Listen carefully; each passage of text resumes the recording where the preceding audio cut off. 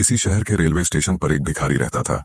वो वहां आने जाने वाली रेलगाड़ियों में बैठे यात्रियों से भीख मांगकर अपना पेट भरता था। एक दिन जब वह भीख मांग रहा था तो सूट बूट पहने एक लंबा सा व्यक्ति उसे दिखा। उसने सोचा कि यह व्यक्ति बहुत अमीर लगता है, इससे भीख मांगने पर यह मुझे जरूर अच्छे पैसे देगा। वह उस लंबे व्यक्ति से भीख मांगने लगा। भिखारी को देखकर उस लंबे व्यक्ति ने कहा, तुम हमेशा मांगते ही रहते हो, क्या कभी किसी को कुछ देते भी हो? भिखारी बोला, साहब, मैं तो भिखारी हूं, हमेशा लोगों से मांगता ही रहता हूं।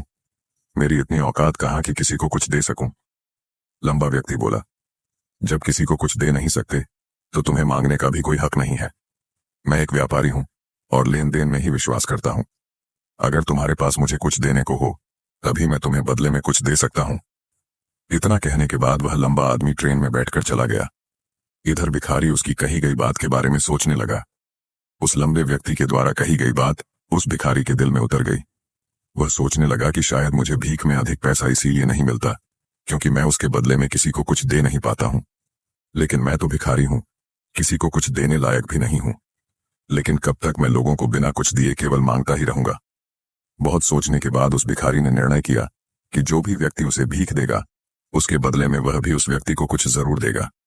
लेकिन अब उसके दिमाग में यह प्रश्न चल रहा था कि वह खुद भिखारी है तो भीख के बदले में वह दूसरों को क्या दे सकता है। इस बात को सोचते हुए 2 दिन हो गए, लेकिन उसे अपने प्रश्न का कोई उत्तर नहीं मिला था। तीसरे दिन जब वह स्टेशन के पास बैठा हुआ था तभी उसकी नजर कुछ फूलों पर पड़ी जो स्टेशन के आसपास के पौधों पर खिल रहे थे। उसने सोचा, क्यों ना मैं लोगों को भीख के बदले कुछ फूल दे दिया करूं। उसको अपना यह विचार अच्छा लगा और उसने वहां से कुछ फूल तोड़ लिए। अब वह ट्रेन में भीख मांगने पहुंचा। अब जब भी कोई उसे भीख देता तो उसके बदले में वह भीख देने वाले को कुछ फूल दे देता। उन फूलों को लोग खुश होकर अपने पास रख लेते थे। अब भिखारी रोज फूल तोड़ता और भीख के बदले में उन फूलों को लोगों में बांट देता था। कुछ ही दिनों में उसने महसूस किया कि अब उसे बहुत अधिक लोग भीख देने लगे हैं। वह स्टेशन के पास के सभी फूलों को तोड़ लाता था। जब तक उसके पास फूल रहते थे तब तक उसे बहुत से लोग भीख देते थे, लेकिन जब फूल बांटते बांटते खत्म हो जाते तो उसे भीख भी नहीं मिलती थी। अब रोज ऐसा ही चलता रहा। एक दिन जब वह भीख मांग रहा था तो उसने देखा कि वही लंबा व्यक्ति ट्रेन में बैठा है जिसकी वजह से उसे भीख के बदले फूल देने की प्रेरणा मिली थी। वह तुरंत उस व्यक्ति के पास पहुंच गया और भीख मांगते हुए बोला, आज मेरे पास आपको देने के लिए कुछ फूल हैं। आप मुझे भीख दीजिए तो बदले में मैं आपको कुछ फूल दूंगा। उस लंबे व्यक्ति ने उसे भीख के रूप में कुछ पैसे दे दिए और भिखारी ने कुछ फूल उसे दे दिए। उस लंबे व्यक्ति को यह बात बहुत पसंद आई। वह बोला, वाह, क्या बात है, आज तुम भी मेरी तरह एक व्यापारी बन गए हो। इतना कहकर फूल लेकर वह लंबा व्यक्ति अपने स्टेशन पर उतर गया। लेकिन उस लंबे व्यक्ति द्वारा कही गई बात एक बार फिर से उस भिखारी के दिल में उतर गई। वह बार बार उस लंबे व्यक्ति के द्वारा कही गई बात के बारे में सोचने लगा और बहुत खुश होने लगा। उसकी आंखें अब चमकने लगीं। उसे लगने लगा कि अब उसके हाथ सफलता की वह चाबी लग गई है जिसके द्वारा वह अपने जीवन को बदल सकता है। वह तुरंत ट्रेन से नीचे उतरा और उत्साहित होकर बहुत तेज आवाज में ऊपर आसमान की तरफ देखकर बोला, मैं भिखारी नहीं हूं, मैं तो एक व्यापारी हूं, मैं भी अमीर बन सकता हूं। लोगों ने उसे देखा तो सोचा कि शायद यह भिखारी पागल हो गया है और अगले दिन से वह भिखारी उस स्टेशन पर फिर कभी नहीं दिखा। लेकिन 6 महीने बाद इसी स्टेशन पर 2 व्यक्ति सूट बूट पहने हुए यात्रा कर रहे थे। दोनों ने एक दूसरे को देखा तो उनमें से एक ने दूसरे से हाथ मिलाया और कहा, क्या आपने मुझे पहचाना?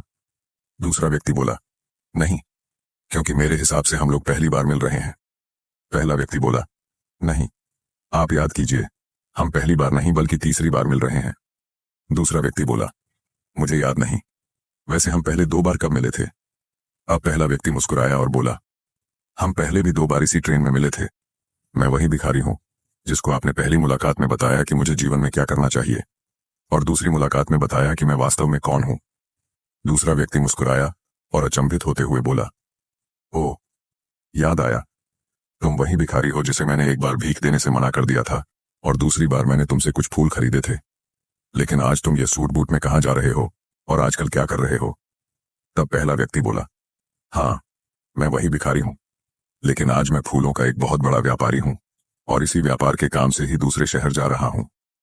कुछ देर रुकने के बाद वह फिर बोला, आपने मुझे पहली मुलाकात में प्रकृति का वह नियम बताया था जिसके अनुसार हमें तभी कुछ मिलता है जब हम कुछ देते हैं। लेन देन का यह नियम वास्तव में काम करता है। मैंने यह बहुत अच्छी तरह महसूस किया है, लेकिन मैं खुद को हमेशा भिखारी ही समझता रहा। इससे ऊपर उठकर मैंने कभी सोचा ही नहीं। और जब आपसे मेरी दूसरी मुलाकात हुई, तब आपने मुझे बताया कि मैं एक व्यापारी बन चुका हूं। अब मैं समझ चुका था कि मैं वास्तव में एक भिखारी नहीं बल्कि व्यापारी बन चुका हूं। मैंने समझ लिया था कि लोग मुझे इतनी भीख क्यों दे रहे हैं, क्योंकि वह मुझे भीख नहीं दे रहे थे, बल्कि उन फूलों का मूल्य चुका रहे थे। सभी लोग मेरे फूल खरीद रहे थे, क्योंकि इससे सस्ते फूल उन्हें कहाँ मिलते। मैं लोगों की नजरों में एक छोटा व्यापारी था, लेकिन मैं अपनी नजरों में एक भिखारी ही था। आपके बताने पर मुझे समझ आ गया कि मैं एक छोटा व्यापारी हूँ। मैंने ट्रेन में फूल बांटने से जो पैसे इकट्ठे किए थे, उनसे बहुत से फूल खरीदे और फूलों का व्यापारी बन गया। यहाँ के लोगों को फूल बहुत पसंद है, और उनकी इसी पसंद ने मुझे आज फूलों का एक बहुत बड़ा व्यापारी बना दिया। दोनों व्यापारी अब खुश थे और स्टेशन आने पर साथ उतरे और अपने अपने व्यापार की बात करते हुए आगे बढ़ गए। दोस्तों, इस कहानी से हमें बहुत कुछ सीखने को मिलता है।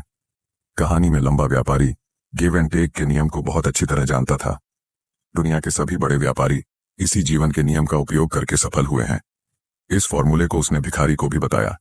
भिखारी ने इस प्राकृतिक नियम को अपना लिया और इसका असर उसके जीवन में साफ दिखाई देने लगा। उसने अपनी सोच बदली और उसकी जिंदगी बदल गई।